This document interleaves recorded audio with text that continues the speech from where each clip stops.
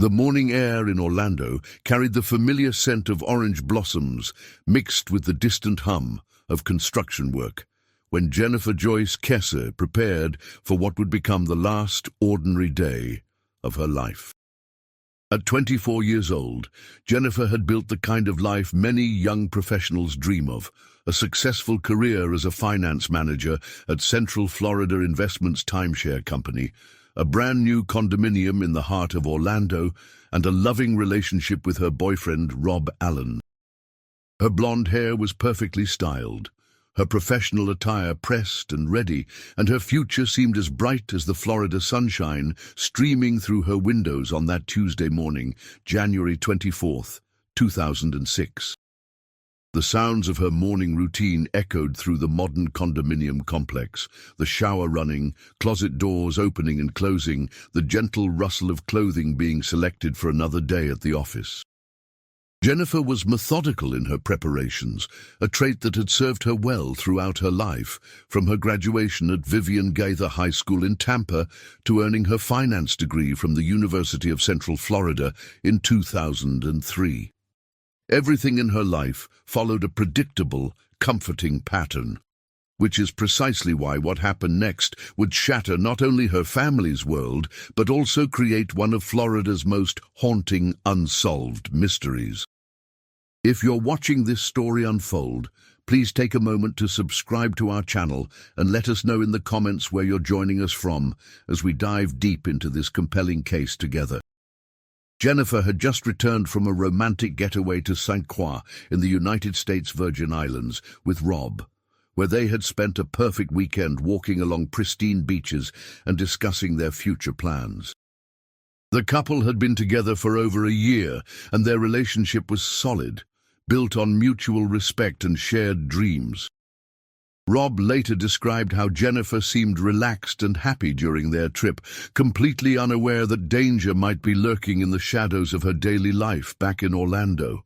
They had flown back on Sunday, January 22nd, and Jennifer had spent that night at Rob's house in Fort Lauderdale before making the long drive back to Orlando on Monday morning. The drive from South Florida to Orlando typically takes about 3 hours, and Jennifer had made this journey countless times. She loved her independence, her ability to navigate between her professional life in Orlando and her personal relationship with Rob. That Monday evening, she had called her parents, Drew and Joyce Kesse, around 6:15 in the evening while driving home from work, just as she did almost every day. Her voice was cheerful, filled with stories about her return to work and plans for the week ahead. Later that evening, around 10 o'clock, she had her nightly phone conversation with Rob, sharing the intimate details of couples who speak every day. Work frustrations, weekend plans, and gentle goodnights. These phone calls would later become precious evidence, marking the last confirmed moments of Jennifer's normal life. Rob remembered how Jennifer mentioned she was tired from the long weekend and the drive, but she seemed perfectly content to be back in her own space, in her own bed, preparing for a return to her structured work routine. The conversations were unremarkable in every way except for what they represented, the final threads connecting Jennifer to the world of the living, the last spoken words that would echo in the hearts of those who loved her. The mosaic at Millennia condominium complex where Jennifer lived was relatively new, a modern development that attracted young professionals like herself, who wanted to be close to downtown Orlando while enjoying resort-style amenities.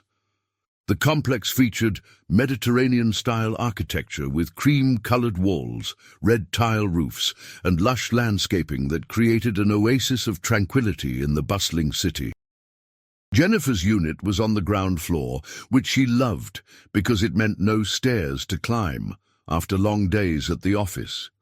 But this convenience would later become a source of speculation for investigators trying to understand how someone could vanish from what should have been a secure environment. The construction noise that had been a constant backdrop to life at the complex was something Jennifer had grown accustomed to over the months she had lived there. Workers arrived early each morning, their trucks rumbling through the parking areas, their voices mixing Spanish and English as they discussed the day's projects. The sound of hammers, saws, and heavy equipment had become as routine as her morning coffee, just another element of the growing Orlando landscape. Jennifer had never expressed any particular concern about the workers to her family or friends, though she had mentioned in passing that some of them would occasionally whistle or make comments when she walked to her car. This detail would later take on enormous significance as investigators tried to piece together the puzzle of Jennifer's disappearance, but at the time, it seemed like nothing more than the typical experience of an attractive young woman navigating a world where construction workers sometimes crossed professional boundaries. Jennifer was confident, independent, and capable of handling herself in almost any situation. She carried pepper spray, parked in well-lit areas, and maintained the heightened awareness that most young women develop as a matter of course. The timeline of Jennifer's last known activities began to take shape through phone records, witness statements, and the physical evidence left behind in her condominium. On Monday, January 23rd, she had left work at Central Florida Investments around 6 in the evening, making her usual call to her parents during the drive home. Security cameras at her condominium complex would have recorded her arrival, though the footage from that evening was never recovered or was lost in the chaos that followed her disappearance. That Monday night, Jennifer followed her typical evening routine. She unpacked from her weekend trip, sorted through mail that had accumulated while she was away, and prepared for the work week ahead. The clothes she had worn during her vacation were placed in the laundry basket, and she selected a professional outfit for Tuesday's meetings. Her laptop was open on the dining table, suggesting she may have caught up on emails or reviewed financial documents for the next day's projects. Everything about the scene suggested a woman settling back into her normal life after a brief but wonderful interruption. The physical evidence found in Jennifer's condominium painted a picture of a morning that began like any other. A wet towel hung in the bathroom, and the shower stall showed signs of recent use. Clothes were laid out on her bed, professional attire suitable for her role as a finance manager, carefully selected and waiting to be worn. Her work shoes were positioned near the door, and her keys were missing from their usual spot on the kitchen counter. Her purse, cell phone, and briefcase were all gone, suggesting that Jennifer had indeed prepared to leave for work that Tuesday morning. But somewhere between her condominium door and her destination at Central Florida Investments in Ocoee, Jennifer Joyce Kesse vanished without a trace, leaving behind a mystery that would consume her family's lives and challenge law enforcement agencies at every level. The morning routine that had served as the foundation of her structured life became the starting point for an investigation that would span years, involve federal agencies, and ultimately force changes in how missing persons cases are handled throughout the state of Florida. The silence from Jennifer's phone was the first alarm bell that something was terribly wrong. Rob Allen tried calling her Tuesday morning at 8 o'clock, just as he did every day before she left for work, but the call went straight to voicemail. This was completely unlike Jennifer, who was religious about maintaining contact with the people she loved. Rob initially thought she might be in an early meeting or dealing with a dead phone battery, common enough occurrences in anyone's life. But as the morning progressed and his subsequent calls continued to go unanswered, a growing sense of unease began to settle in his chest. At Central Florida Investments, Jennifer's absence was noticed immediately. She was the kind of employee who arrived early, stayed late, and never missed work without calling. Her supervisor, concerned by her failure to show up or call in, contacted her emergency contact information around 11 in the morning. The call went to Drew and Joyce Kesse in Tampa, and the moment they heard Jennifer hadn't shown up for work, they knew something was seriously wrong. Their daughter was responsible, reliable, and completely committed to her professional obligations. The idea that she would simply not show up for work without explanation was incomprehensible to anyone who knew her. The 2-hour drive from Tampa to Orlando felt endless for Jennifer's parents. Joyce later described the growing panic that built with each passing mile, the way her mind raced through possibilities ranging from car accidents to medical emergencies. Drew focused on driving, his hands gripping the steering wheel as he pushed the speed limit, both of them clinging to hope that they would find a simple explanation waiting for them at Jennifer's condominium. Perhaps she had overslept, or her phone had died, or she was dealing with some minor crisis that had prevented her from getting in touch. But when they arrived at the Mosaic at Millenia Complex around 3 in the afternoon, Jennifer's black Chevy Malibu was nowhere to be found. The empty parking space where she normally parked her car was like a void in their understanding of reality. Drew and Joyce used the spare key Jennifer had given them to enter her condominium, and what they found inside deepened the mystery rather than providing answers. Everything looked normal, too normal, as if Jennifer had simply stepped out for a moment and would return any second. The manager of the condominium complex, who had done a preliminary check earlier at the family's request, confirmed what Drew and Joyce were seeing with their own eyes. Jennifer's home showed no signs of struggle, no indication of forced entry, and no obvious evidence that anything traumatic had occurred within those walls. The bed was unmade, but that was normal for Jennifer on a work morning. The bathroom showed signs of her morning routine, and clothes were laid out as if she had been deciding what to wear to the office. The Orlando Police Department's initial response reflected the unfortunate reality of how missing adult cases are often handled. When Drew and Joyce called 911 that Tuesday afternoon, they were told that Jennifer was an adult who had been missing for less than 24 hours. The dispatcher explained that adults have the right to disappear if they choose to, and that police couldn't file a missing persons report until more time had passed. The suggestion that Jennifer might have chosen to disappear struck her parents as not just wrong, but insulting to their daughter's character and their understanding of who she was as a person. The first detective who arrived at Jennifer's condominium that evening conducted what her family later described as a cursory investigation. He walked through the apartment, asked a few basic questions about Jennifer's relationship with her boyfriend, and suggested that she had probably had a fight with Rob and would likely return home within a day or two. This theory was based on nothing more than statistical assumptions about why young women might temporarily leave their normal lives. But it became an early focus of the investigation that would prove to be completely off base. Frustrated by the official response, Jennifer's family and friends took matters into their own hands. That Tuesday evening, they began what would become an exhaustive grassroots search effort.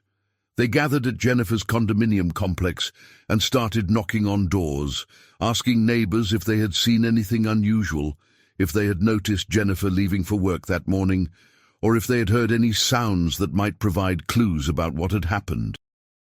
The canvassing effort revealed the first troubling details about the environment where Jennifer had been living. Several neighbors mentioned the construction workers who had been renovating various units throughout the complex for the past several months. Some residents reported feeling uncomfortable with the way certain workers would stare at female residents, make comments, or linger in areas where they didn't appear to have legitimate work responsibilities.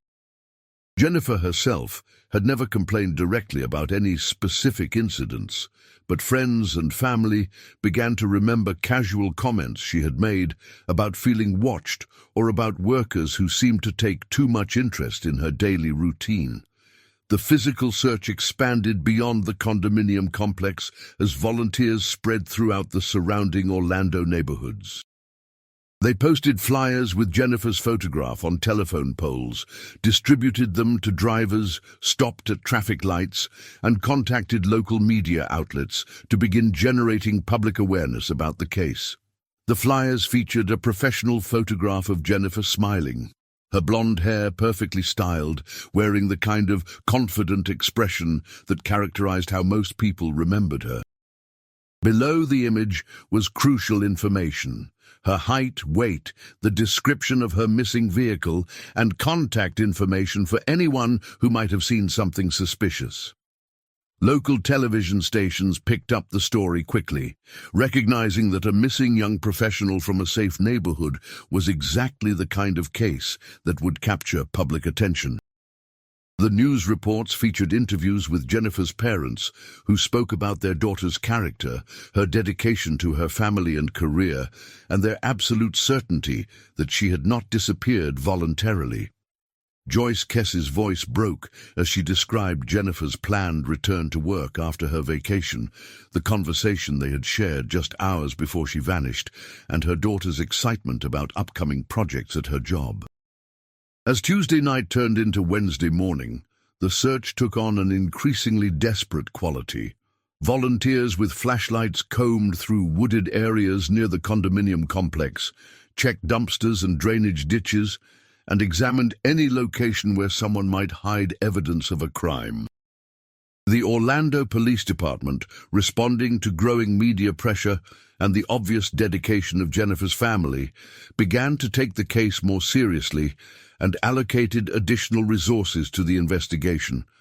But it was security footage from a seemingly unrelated apartment complex that would provide the first major break in the case, while simultaneously creating the most frustrating mystery. Approximately 1 mile from Jennifer's home, at the Huntington-on-the-Green apartment complex, surveillance cameras had recorded something extraordinary on Tuesday, January 24th, around noon. A figure had driven Jennifer's black Chevy Malibu into the complex's parking area, parked it carefully in a spot visible to the cameras, and then walked away from the scene. The discovery of Jennifer's car created a flurry of activity as investigators rushed to process what should have been a treasure trove of evidence. The vehicle appeared to be in good condition, with no visible damage that might suggest an accident or struggle. It was parked normally, between the lines, as if someone had simply decided to leave it there temporarily.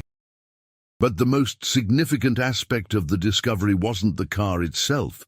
It was the security footage that had captured the person who had driven it there. The grainy surveillance video showed a figure walking away from Jennifer's car, but the quality of the footage and the positioning of the cameras created a maddening situation for investigators. The person was walking past a fence with decorative posts, and each time they appeared between the posts, a fence picket obscured their face and upper body. It was as if some cruel coincidence of architecture and timing had conspired to protect the identity of the one person who might hold the key to solving Jennifer's disappearance. What investigators could determine from the footage was limited but significant. The figure appeared to be male, based on body type and gait, and was wearing dark clothing and a light-colored hat or cap. The person's height was estimated to be between 5'3" and 5'5", putting him on the shorter side for an adult male. He walked with what appeared to be confidence, not the nervous haste someone might expect from a person who had just committed a serious crime. The individual seemed familiar with the area, walking directly toward what appeared to be a planned exit route from the complex. The timing of the car's abandonment was crucial to understanding the timeline of Jennifer's disappearance. If the surveillance footage was accurate, her vehicle had been driven to the Huntington-on-the-Green complex around noon on Tuesday, January 24th. This meant that whoever was responsible for Jennifer's disappearance had kept her car for approximately 16 to 18 hours after she would normally have left for work. The question that haunted investigators was whether Jennifer was still alive during those hours, and if so, where she might have been held. The location where the car was found also provided important clues about the perpetrator's knowledge of the area. The Huntington-on-the-Green complex was approximately 1 mile from Jennifer's condominium, but it wasn't a random location. It was positioned in such a way that someone could easily walk back toward Jennifer's neighborhood, or alternatively, could quickly access public transportation or have a second vehicle waiting nearby. The choice of location suggested local knowledge and advanced planning rather than a crime of opportunity that had spiraled out of control. Processing Jennifer's vehicle for evidence became a painstaking operation that would take days to complete. Investigators dusted for fingerprints on every surface: door handles, steering wheel, mirrors, and interior fixtures. They collected hair and fiber samples from the seats and carpeting, hoping to find traces of someone other than Jennifer who might have been in the car. The trunk was examined thoroughly for any signs that it might have been used to transport Jennifer or any evidence of violence. Every piece of potential evidence was catalogued, photographed, and sent for laboratory analysis. The results of the forensic examination were disappointing and puzzling in equal measure. While investigators found numerous fingerprints throughout the vehicle, many of them belonged to Jennifer herself, her family members, and mechanics who had serviced the car. There were several unidentified prints, but none that could be matched to known criminals in local or national databases. The absence of clear forensic evidence suggested either that the perpetrator had been extremely careful to avoid leaving traces, or that he had some knowledge of police investigative techniques that had helped him avoid detection. The discovery of Jennifer's abandoned car transformed the case from a missing person investigation into what was almost certainly a criminal abduction. The careful positioning of the vehicle, the timing of its abandonment, and the mysterious figure captured on surveillance footage all pointed to a planned crime rather than a spontaneous incident. But the lack of witnesses, the absence of clear forensic evidence, and the tantalizing but ultimately useless security video created a perfect storm of frustration for everyone involved in the search for answers. As news of the car's discovery spread through the media, tips began pouring in to the Orlando Police Department. Dozens of people called to report seeing Jennifer or her vehicle on Tuesday morning, but most of these sightings proved to be cases of mistaken identity or wishful thinking. The few credible reports placed Jennifer's car traveling on various Orlando area roads during the morning hours of January 24th, but none provided clear information about who was driving or where the vehicle was ultimately headed. The investigation began to focus intensively on the construction workers who had been renovating units at Jennifer's condominium complex. The timing of Jennifer's disappearance, the physical evidence suggesting she had left her home normally that morning, and the comments neighbors had made about inappropriate behavior from some of the workers all pointed towards someone who had regular access to the complex and who might have been watching Jennifer's daily routine. Detectives discovered that the construction project at the Mosaic at Millenia had been ongoing for several months, with different crews working on various aspects of the renovations. Some of the workers were local residents with established ties to the Orlando community, but others were transient laborers who moved from job to job without leaving much of a paper trail. The challenge of identifying and interviewing every person who had worked at the complex during the relevant time period became a massive undertaking that would consume weeks of investigative resources. Language barriers complicated the interview process, as many of the construction workers spoke primarily Spanish and required translators to communicate effectively with English-speaking investigators. Cultural differences and immigration concerns meant that some workers were reluctant to speak with police, even when they might have had information that could be helpful to the case. The investigation team had to work carefully to build trust with the immigrant community while still pursuing every possible lead that might connect to Jennifer's disappearance. Several workers reported seeing Jennifer on a regular basis as she came and went from her condominium, and most described her as friendly but professional in her interactions. She would typically wave or say hello if she encountered workers in the hallways or parking areas, but she didn't engage in lengthy conversations or personal discussions. This pattern of polite but distant interaction was consistent with Jennifer's personality as described by family and friends. She was warm and approachable, but maintained appropriate boundaries with people she didn't know well. One particular line of inquiry focused on workers who had been doing renovations in units close to Jennifer's condominium. Investigators theorized that someone working in the immediate vicinity would have had opportunities to observe her daily routine, to note what time she typically left for work, and to understand the layout of her living situation. The proximity would also have provided a perpetrator with intimate knowledge of the complex's security measures, traffic patterns, and potential escape routes. The investigation revealed that some units in Jennifer's building had been completely gutted and were being rebuilt from the inside out. Workers had access to these units at all hours, and in some cases they were sleeping in the unfinished apartments rather than commuting to other housing. This meant that there was a semi-permanent population of construction workers living just steps away from Jennifer's home. People who might have been watching her routine and waiting for an opportunity to act on whatever fantasies or intentions they had been developing. As investigators dug deeper into the backgrounds of the construction workers, they discovered that the hiring practices for the renovation project had been somewhat haphazard. The general contractor had subcontracted various aspects of the work to different companies, and those companies had in turn hired individual workers on a project-by-project basis. Some of these workers had provided false identification or were working under assumed names, making it extremely difficult to conduct thorough background checks or to track their movements after Jennifer's disappearance. The frustrating reality was that by the time Jennifer's car was discovered and the investigation began to focus on the construction workers, many of them had already moved on to other job sites or had left the Orlando area entirely.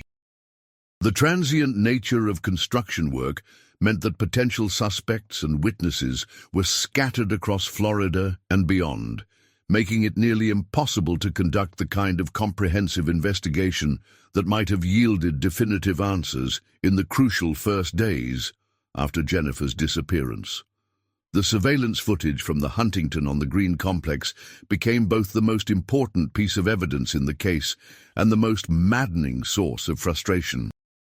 The image of the figure walking away from Jennifer's car was clear enough to confirm that someone other than Jennifer had driven the vehicle to that location, but it was too obscured to provide the kind of identification that could lead to an arrest.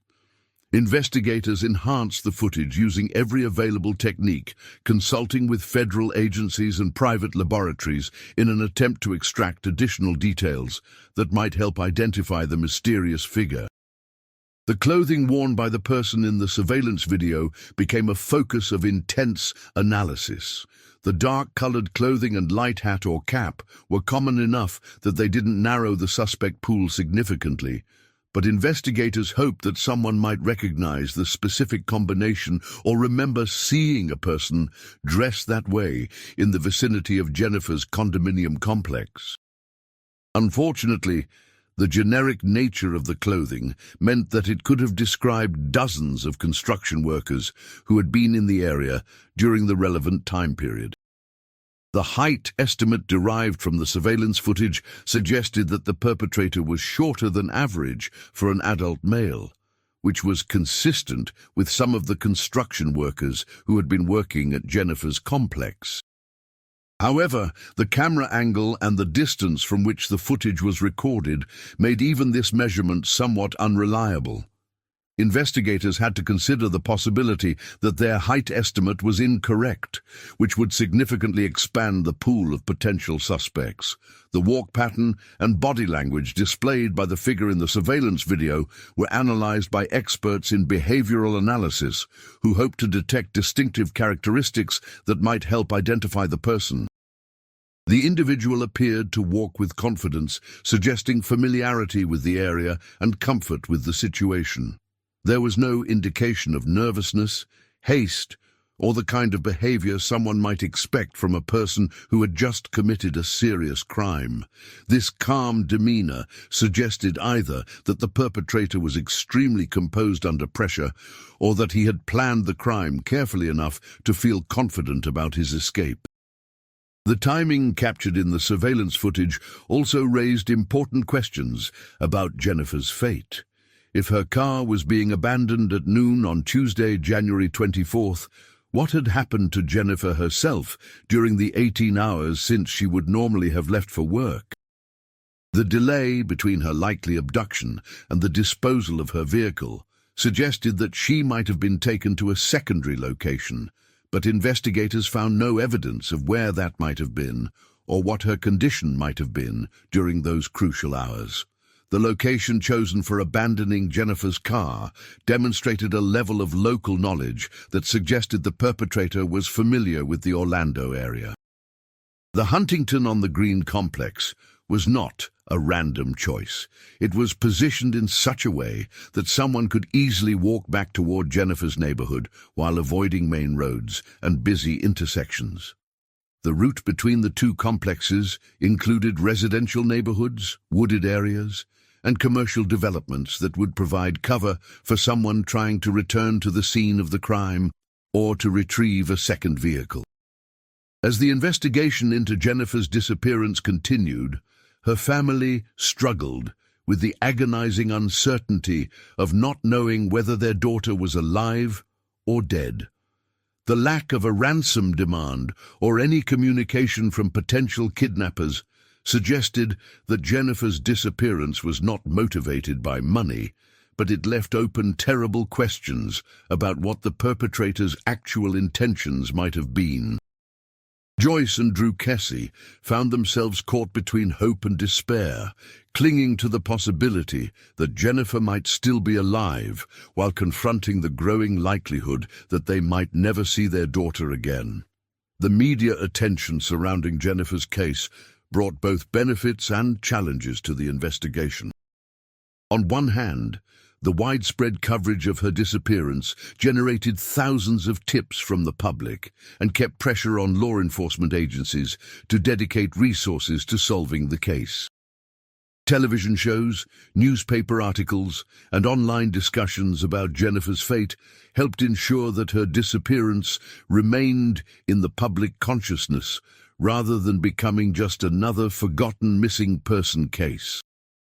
But the media attention also brought complications, including false leads, conspiracy theories, and well-meaning but ultimately unhelpful amateur investigators who complicated the professional investigation.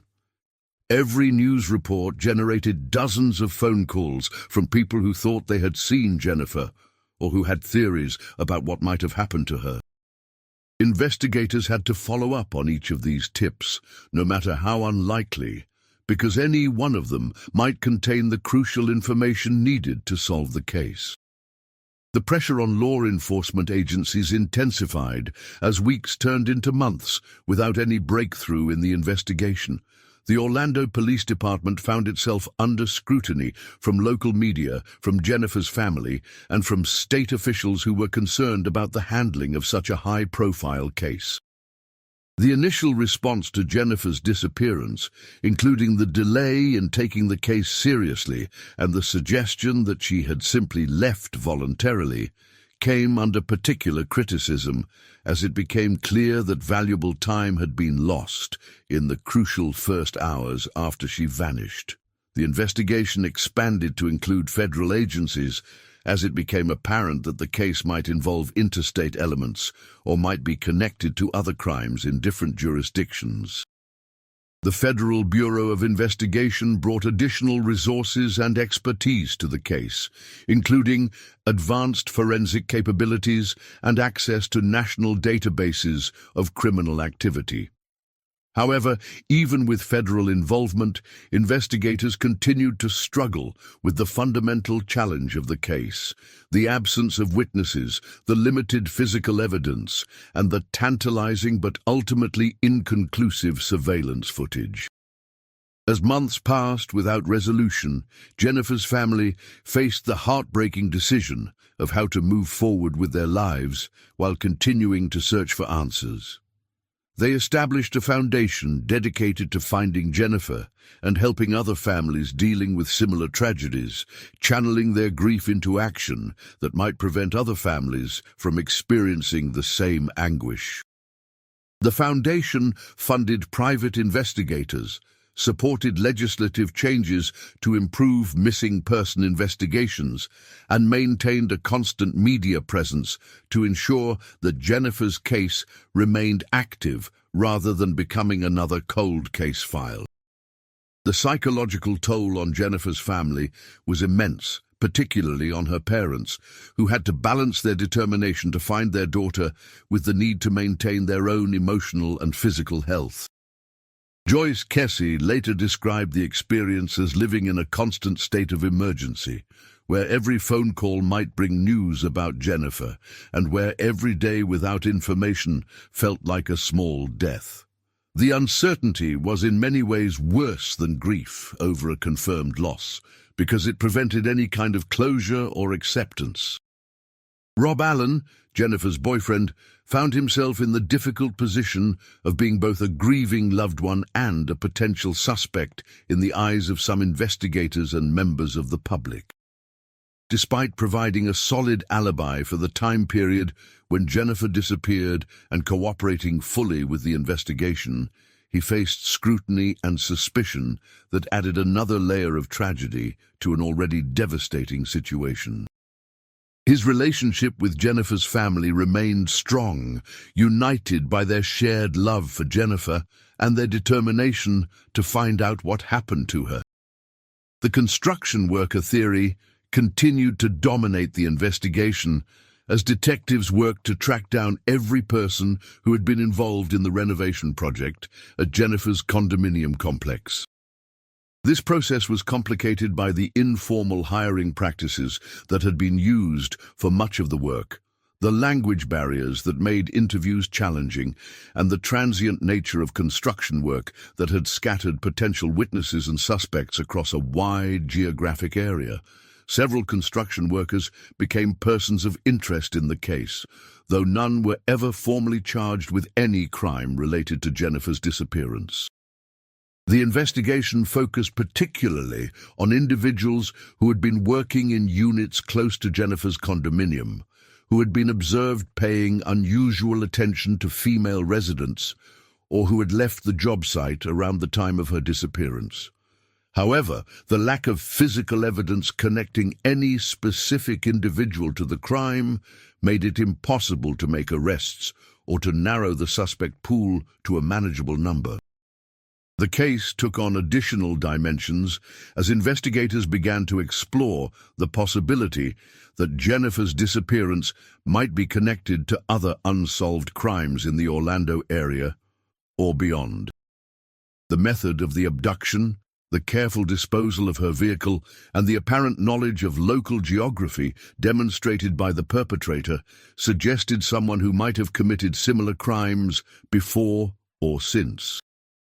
However, no clear connections emerged from this line of investigation, leaving Jennifer's case as an isolated incident rather than part of a larger pattern. The forensic analysis of evidence from Jennifer's car and condominium continued for months, with investigators hoping that advances in technology might reveal information that had been missed in the initial examination. DNA samples were retested using newer techniques. Fingerprints were run through expanded databases, and fiber evidence was compared to materials that might connect to specific suspects. While these efforts occasionally produced new leads to follow, none resulted in the breakthrough that everyone was hoping for. The surveillance footage from the Huntington-on-the-Green complex was subjected to every form of analysis available to law enforcement agencies. Federal laboratories enhanced the images. Computer experts attempted to digitally remove the obscuring fence posts, and behavioral analysts studied frame-by-frame breakdowns of the figure's movements. Despite these intensive efforts, the person in the video remained unidentified, a ghostly figure who represented both the best evidence in the case and its most frustrating limitation. As the first anniversary of Jennifer's disappearance approached, her family organized a large-scale commemoration event that served both as a memorial and as a renewed call for information from the public. The event drew hundreds of people, including volunteers who had participated in the initial searches, law enforcement personnel who continued to work on the case, and members of the community who had been touched by Jennifer's story. The gathering demonstrated the lasting impact that Jennifer's disappearance had made on the Orlando area and the continued determination of those who refused to let her case be forgotten. The investigation revealed troubling details about the security measures at the Mosaic at Millennia Complex and raised questions about whether Jennifer's disappearance might have been prevented with better protective protocols. The easy access that construction workers had to the complex, the limited surveillance coverage of key areas, and the lack of comprehensive background checks for workers all contributed to an environment where someone with criminal intentions might have been able to operate with relative freedom. These security concerns led to changes in how similar construction projects were managed at residential complexes throughout the Orlando area and beyond. Property managers began implementing more stringent background check requirements for workers, improving surveillance systems, and establishing better communication protocols with residents about safety concerns. While these changes came too late to help Jennifer, they represented a positive outcome that might prevent similar tragedies in the future. The emotional impact of Jennifer's disappearance extended far beyond her immediate family to include friends, co-workers, and community members who had never met her but who felt connected to her story. The case became a symbol of the vulnerability that many young women face in their daily lives and sparked conversations about personal safety, community responsibility, and the importance of taking missing person cases seriously from the very beginning. Legal advocates used Jennifer's case to push for improvements in how law enforcement agencies handle missing adult cases, particularly in the crucial first 24 hours after a disappearance is reported. The initial response to Jennifer's disappearance, which had dismissed her as an adult who might have chosen to leave, became a cautionary tale about the importance of taking every missing person report seriously and beginning investigation efforts immediately rather than waiting for arbitrary time periods to pass. The media coverage of Jennifer's case also highlighted the disparities in how different types of missing persons cases receive public attention and law enforcement resources. Jennifer was young, attractive, white, and middle class, characteristics that unfortunately tend to generate more media interest and investigative attention than cases involving individuals from marginalized communities. While this attention ultimately benefited the search for Jennifer, it also raised important questions about equity in criminal justice and the need to ensure that all missing persons receive equal consideration. As years passed without resolution, Jennifer's case joined the ranks of America's most famous unsolved disappearances, mentioned alongside cases like those of Maura Murray, Amy Bradley, and other young women who had vanished without explanation. The similarities between these cases, attractive young women disappearing from seemingly safe environments with minimal evidence left behind, suggested to some observers that there might be patterns worth studying, though no definitive connections were ever established. The advancement of technology brought new hope to Jennifer's case as DNA analysis techniques improved, facial recognition software became more sophisticated, and digital enhancement of surveillance footage reached new levels of capability. Each technological breakthrough prompted renewed examination of the evidence from Jennifer's disappearance, with investigators hoping that modern tools might reveal information that had been invisible to earlier analysis methods. Social media platforms provided new avenues for keeping Jennifer's case in the public consciousness, with dedicated Facebook pages, Twitter accounts, and online communities devoted to discussing her disappearance and sharing information about potential leads. These digital networks helped ensure that Jennifer's story reached new audiences and generated tips from people who might not have been reached through traditional media coverage.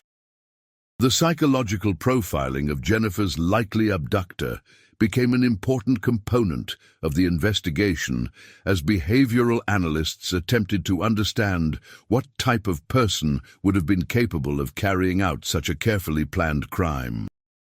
The profile suggested someone who was familiar with Jennifer's routine, comfortable operating in the environment around her condominium complex, and possessed enough local knowledge to dispose of her vehicle in a location that would provide easy escape routes.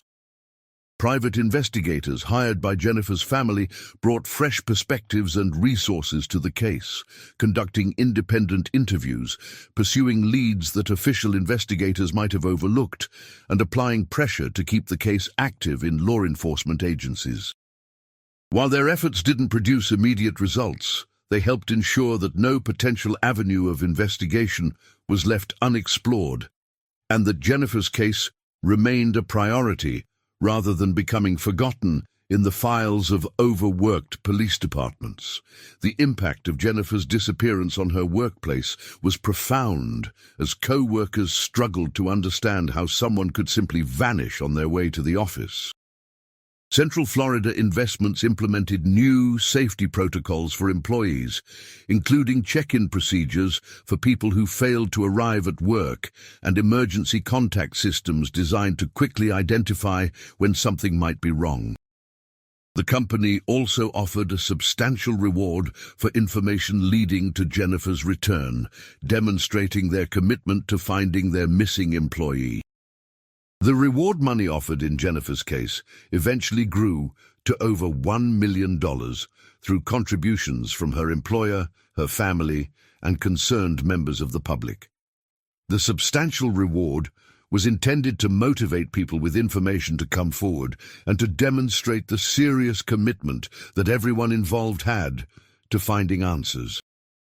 However, despite the significant financial incentive, no credible information emerged that could definitively solve the case or lead to Jennifer's location.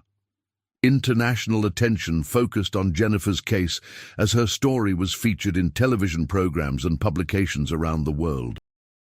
The universal appeal of her story, a young woman with everything to live for who disappeared without explanation, resonated with audiences far beyond the Orlando area and generated tips from people in other countries who thought they might have seen her or who had information about similar cases in their own regions. The legal complexities surrounding Jennifer's disappearance became more apparent as time passed without her being found. Questions arose about her financial accounts, her property, and the legal status of someone who had disappeared without any evidence of death. Her family had to navigate complex legal procedures to manage her affairs while still maintaining hope that she might someday return, creating emotional and practical challenges that added to their ongoing grief. The training and education of law enforcement personnel improved as a result of lessons learned from Jennifer's case and others like it. Police academies began incorporating specific instruction about the importance of immediate response to missing person reports, and detective training programs included case studies that emphasized the critical nature of the first hours after a disappearance is reported. These educational improvements represented another positive outcome of Jennifer's tragedy. Support groups for families of missing persons found new relevance as Jennifer's case brought attention to the unique challenges faced by people whose loved ones had disappeared without explanation.